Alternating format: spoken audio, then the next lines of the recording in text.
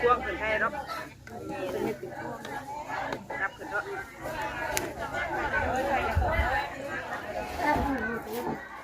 ยังไม่ก็ปั่นหมูไปหมูกันมากทุกคนเอาพากัน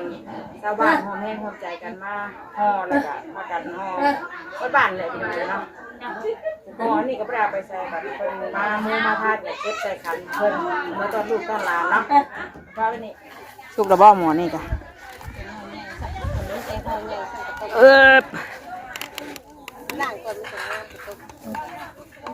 มาบัดนี้พี่น้องเอ้ยหลังจากที่ห่อข้าวต้มมื้อเช้านี่เนาะมื้อนี้ก็สิพากันมาเสิร์ฟข้าวต้มขึ้นจากหม้อก่อนสุกเลยแต่กระชุก2 หม้อบ่3 หม้อนี่เนาะฮ้อนได้บัดนี้พี่ซีนฮ้อนบัดนี้เนาะพมมานั่งคือดมเอาทักทายสบายดีอีกรอบนึงพี่น้องเอ้ยเนาะเก็บข้าวต้มก่อนต้มไม่กันเด้อ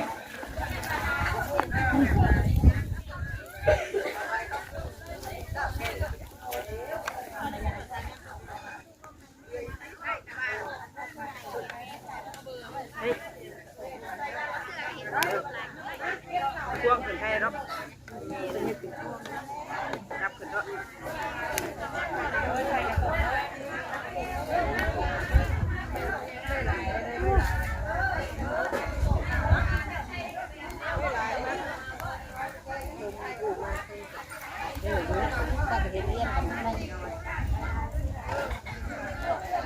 ได้ปรุงได้ปะเดี๋ยวเลยดิเดี๋ยวเราปรุงเชื่อก่อนมาเลย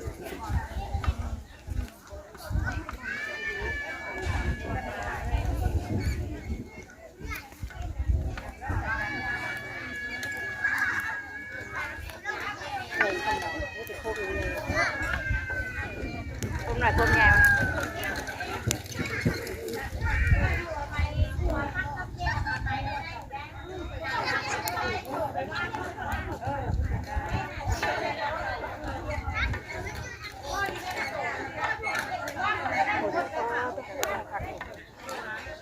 งามเลยตัวนี้นะเนาะไม่ใช่บาทได้ไหม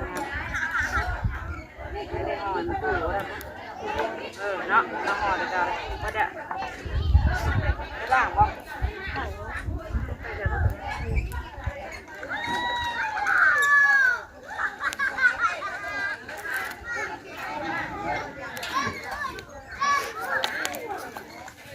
เฮ้ยมาจะต้มไปล่างนี้ล่างก่อนไปหน่อยเนาะล่างช่วงจะว่าช่วงจะว่าเลยตัวขับยืดค่ะเอาไปปล่อยใส่บาตรมาอันนี้เก็บใส่ต่อต้มต่ออีกพี่น้องไว้เพิ่นมื้อไปสิละเบิดอ่ะบ่ก็มีหมอนี่จะว่าเบิดจังเนาะหมอนี่ก็เป็นขโมยใหญ่น้อย แม่น หมอนี่ก็เพิ่งนะ หาก็ได้2 หม้อ3 4 5 6 หม้อนี่เนาะต้องห้อยอะไรเขาจึงเชื่อง่ายคือแบบนี้อันนี้มันง่ายเขาอันนั้นน่ะไปล้างก่อนเนาะให้มันงามไปคุณบ่ไปทางหน้าคุณเนี่ยโอ้ไปดุบุบอยู่แม่ครัวเพิ่นกะถ้ากันกินข้าวเที่ยงที่เราเลยเนาะตอนนี้ก็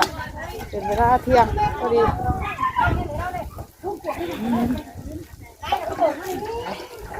ทางน้ำพี่บ่ล้างก่อนล้างน้ำให้มันงามมันจังบ่ดำเนาะโยมันเปิดลายเลยดีได้ยังไงซ้ำนี่เนาะน้ำเพื่อนก่อยเบิดได้นี่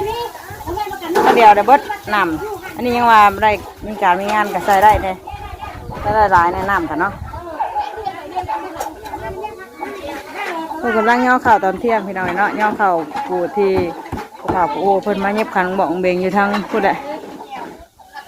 ทางตูบทางไงเฮือนพูดแหละเนาะ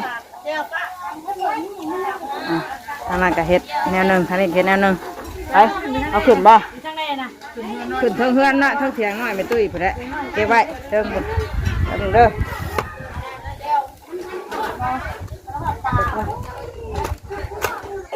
ขาขึ้นก่อนแข่งขึ้นก่อน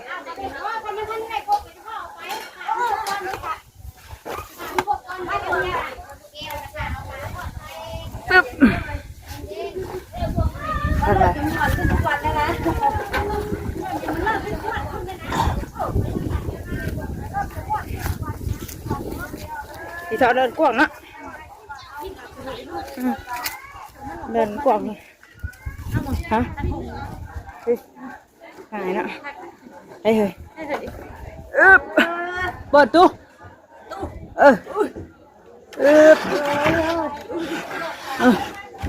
อ้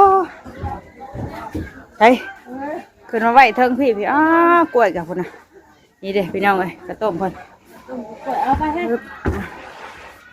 มาเดี๋ยวเก็บไปก่อนเก็บเด้อเดี๋ยวเก็บด้วยเก็บไปก่อนใช่เอาแม่พี่น้องเอ้ยเก็บปันกระต้มไปก่อนเอาใครอยากกินเก็บเอาเนาะเมื่อให้ลูกให้เต้ามันต้มข้าวต้มแล้วกันพี่น้องเอ้ยเดี๋ยวเก็บก่อนใช่ตั้งขากล้องได้อยู่บ่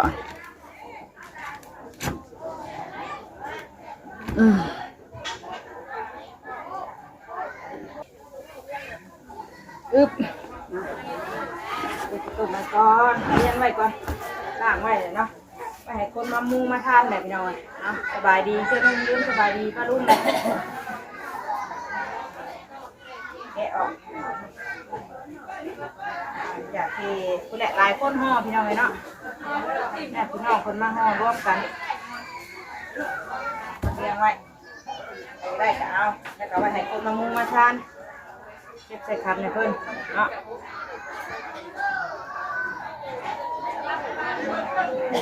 ใส่มันงามเลยครับก็เก็บไว้เลือกไว้ใส่บาตรนี่เนาะใส่บาตรน้ำกล้วยเดียวเลยน้ำบะซุกพอดีมืออื่นมือฮื้อพุ่นแหละพอดีได้ไว้ใส่บาตรน้ำใช้หาเม็ดมาหาเม็ดมาปัดกับคนต้องแกะเนาะแกะออก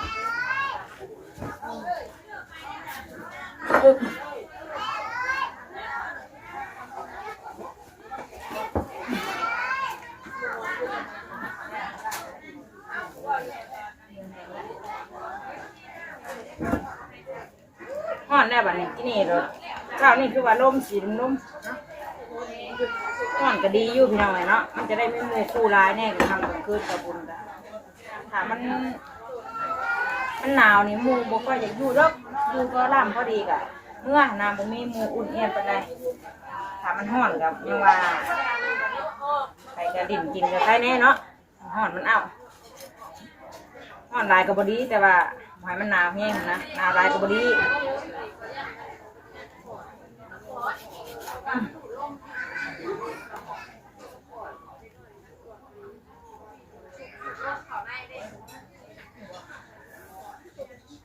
ยังบ่อนั่น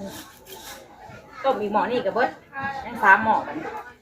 พอดี6หม้อพี่น้องหม้อใหญ่ๆนี่แหละเนาะหม้อที่ว่าเขาข้างไว้ตาม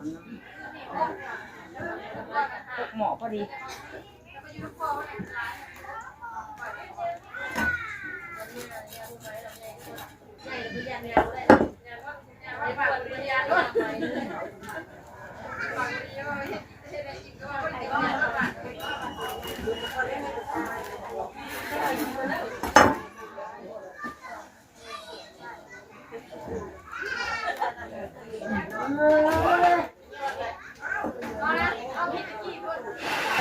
ตัวนี้งามเลยเนาะไว้ใส่บาตรไว้ทุกอย่างได้เกี่ยวแบบนี้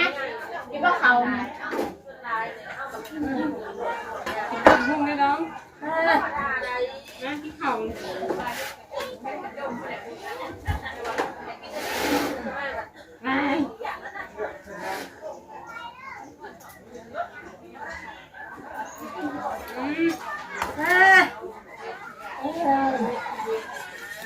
น้ำมากินข้าวไหมลูกมันกินแค่นะต้มนะข้าวแล้วไม่เงินนี่เงินจุกหน่อยนี่จะไปใช้ได้ไงผมหาไม่เห็นนะเสร็จแล้ว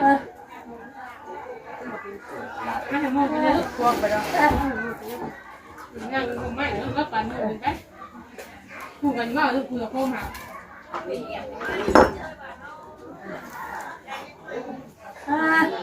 ห่อนอยู่อาหารหน่อยนึง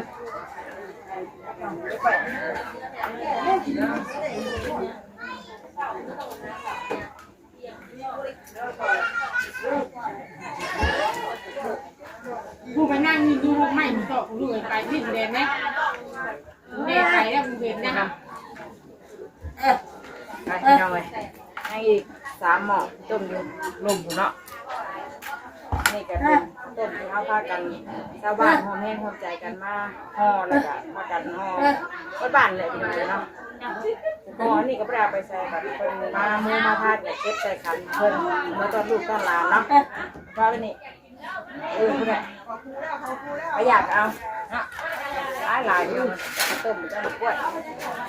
ไปเดี๋ยวลงเบิ่งข้างล่างคุณแหละกินไหมกินแล้ว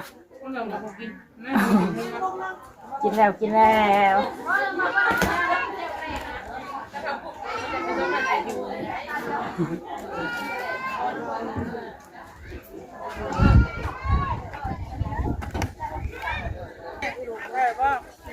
กินแม่กินแล้วนี่เนาะในอีก3หม้อมันหม้อใหญ่ไม่ใหญ่เลี้ยงจะไม่เลยพี่น้องเลยหนึ่งข้าวหนึ่งน้ำแล้วเรียบร้อยอื่นก็สิตื่นไปเลิกแต่เช้าอีกเนาะมาหนึ่งข้าวหนึ่งน้ำซอยเพิ่นคือเก่าอื่นมือผู้แหละบิดเนาะเป็นมือใส่บาตรพี่น้องเลยนี่ก็รอถ้ากระต้มซุกกะสิเมื่อหามน้ำให้ก่อนแล้วจะมาใหม่อีกเนาะห่อนนะ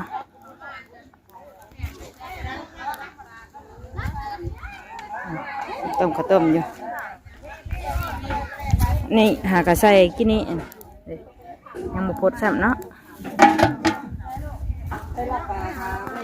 หมอนี่เลยพดได้ตัวนี้อ้วอยู่รอจากหน่อยเนาะจะหน่อยเสืออีกตรงนี้เบิดกันจบมากันที่ข้าวพี่น้องเลยป่าแล้วป่าเป็นแผลบ่เคยเหมือนกินกินเด้อตอกบัวได้ใช่เฮ้ยบอกบ่นี่เป็นอันบอกพวกบัวไว้ใส่อันนั้นพี่น้องเลยเนาะไว้ใส่น้ำกระปุ้นไปหาปอกก่อน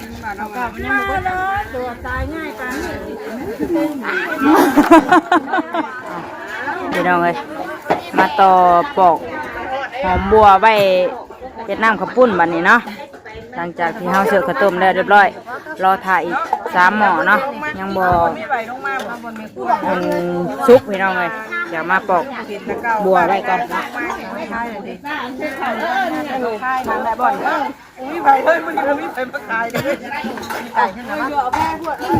ไก่ไฟได้ข้าวกินน้ำแล้วดิเฮ้ยนั่งกระสือย่างเลยได้ป่ะกินข้าวอิ่มเลยนะนี่ก่อนเนอะเหมือนข้าวนะผมว่านี่นี่แหละข้างล่างบ่เนี่ยนี่ว่าพี่โตข้างนี้วันนี้ก็ขึ้นนะเพื่อนทงเงื่อนทำไมเท่าไหร่พวกเราบ่งอ่ะดิข้าวแรกเลยเปลี่ยนหน่อ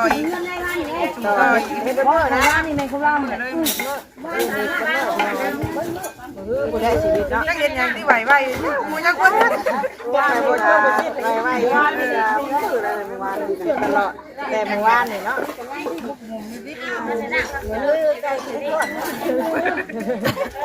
เช้าก็ตักบาตรเนาะตักบาตรเลยจ้าผู้แรก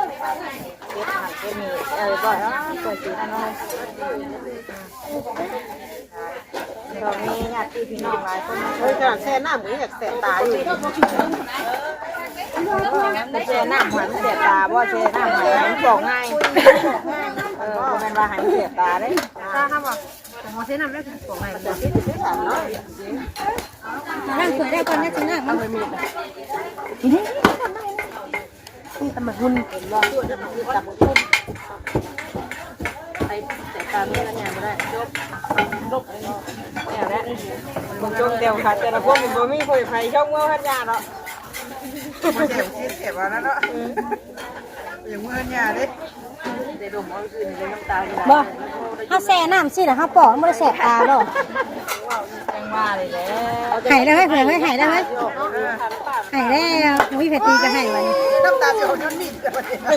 ผมเป็นหายย้อนพงัวเลยเป็นหายย้อนพงัวแล้วนิดบาดมือดิ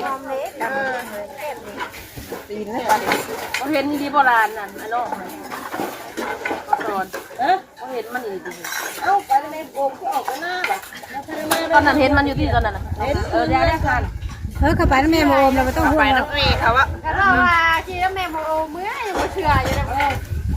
คนเดียวเราคือบ่โทษบ่ตุ ไอ้ตู้ไม่โทรเลยเพราะว่าคิดว่าเมื่อเล่นยังดึงเงินบ่โทรไปกับบ่เห็น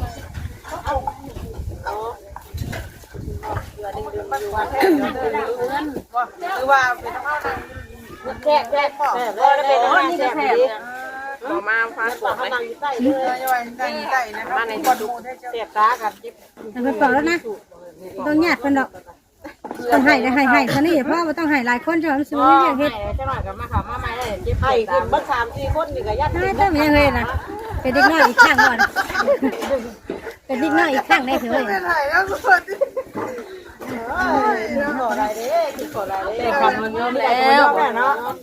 ยอมแล้วเอามันขอไปได้เลยนะที่มึงให้ทุกมึงจะได้ให้เลยขออะไรเด้เขาไม่ล่างเขาไม่บอก ไก่มีไก่เดียวมีหัวไก่มีอยู่ตัดอีกเลยเหลือใช่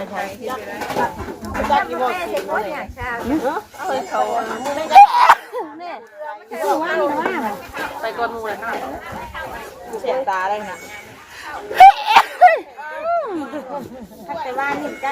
เฮ้ยมาเพิ่งไปลงมาจะไปวัดบ่เนาะให้ถึงนี้เนาะปีลงเลยจ้าทำแล้วนั่นละถวยจ้ามาเนาะเข้าอันนี้ถวยจ้ามาเนาะถวยเนี่ยเอาไปโอ้เสียบตาได้แบบแม่น้องโตเลยโตไปแล้วแม่น้องเลยคอยขัดตัดโดนไปน้ำแม่มันนะไปบ่อยเขาก็ต้องตัดเสียนนี่เห็นสิเอาเสียบเลยเสียบตาดิเสียบเพื่อกันอะไรเนี่ยน้องหาชิวชิวมีตั้งเงินนี่เฮ้ยตัวว่าที่รักเตียนี่ มีขึ้นหลายๆทางนั้นให้กระเต็กเลย ทางติกลุ่มน่ะทางติบ่เราตัดกันได้คนมาเนาะบานเนาะแล้วนี่มีเอาเถอะมีปาก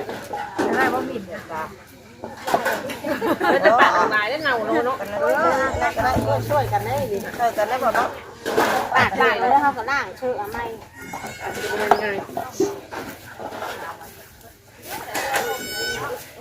มันอบได้กันหลายคนคือบ่ได้ล้างถ้วยเนาะเลยจึงว่าพี่นะช่วยกิโลล้างถ้วยแต่บ่ล้างถ้วยหลายคนนั่นก็ได้เลยเอาถูกแล้วทำเลยดูนี่ดูมาบ่โอ้ยบ่ได้บ่คือดูนี่แหละกันเลยไปเจรถเช่พอตัวไปหน้าครับ ไปติดเรื่องเงินถึงเงินไทยนะ เอานี่คน มามันโมเต้นขึ้นกินเงินตีบัว ไปสำมือก่อนแช่บีจะเอาไปเจรถบี ไม่ใช่กิน ย่างมาบ่จ้ะ ได้บอกเกลือเราก็เบิ่งอยู่เกลือ เกลือใช่บ่ต้องหัวข้าวนี่พอข้าวจะตุ่มเกลือไม่ใช่บ่เริ่มมีแต่ข้าวแซ่บใส่หัวข้าวบ่ได้ใช่ใช่ใส่หัวข้าวใส่ปากกลมไม่เพิ่นว่าว้าวกลมแล้วกับปากเปื่อยบ่แล้วเปื่อยแล้วตัวปอกหอมแล้ว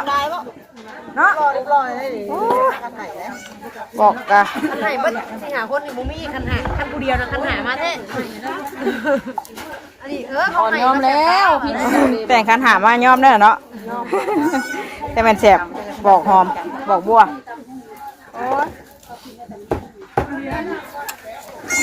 ไปหาเกลือมาแจ้ก็ได้เฉยเด้อแจ้เกลือก่อน เกลือแถวนี้ได้เหรอ ไป แถวนี้นะเกลือแต่ให้เลย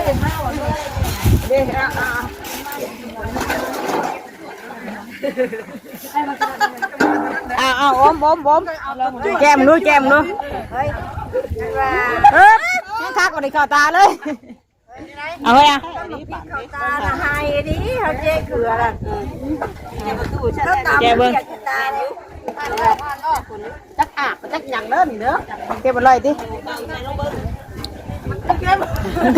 คือเข้มว่าแม่นั่นวะไอ้ชายพี่น้องเนาะเดี๋ยวแม่เกิดจบที่ว่าก่อนแผนกอันนี้เฮาก็สิเป็นแผนกอันเฮ็ดไปเรื่อยๆพี่น้องเนาะเฮ็ดผักเฮ็ดหญ้าหยังจำเป็นเนาะช่วยกันต้มก็ตามเฮาก็ต้มล้างผักล้างหญ้าสวยบ่วงเนาะนี่ก็มาปอกผัก ไว้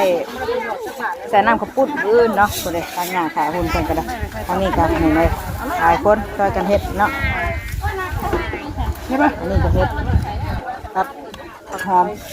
ล้างไว้เนาะคุณทางปุ้นกันล้างถ้วยล้างบัวช่วยกันหลายคนคนละไม้คนละมือพี่น้องเนาะ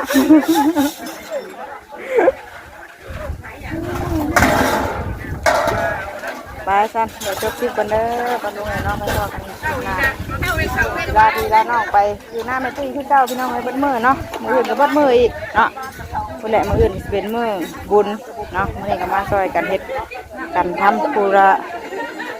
เด็กละหน่อยเนาะชาวบ้านความแห้งความใจกันช่วยกันพี่น้องเลยเนาะไปลาดีลาน้องไปทำนี้ก่อนสบายดีกันไม่คุยทุกคนเลยดีๆแห้งพี่น้องเลยไปเลยสบายดี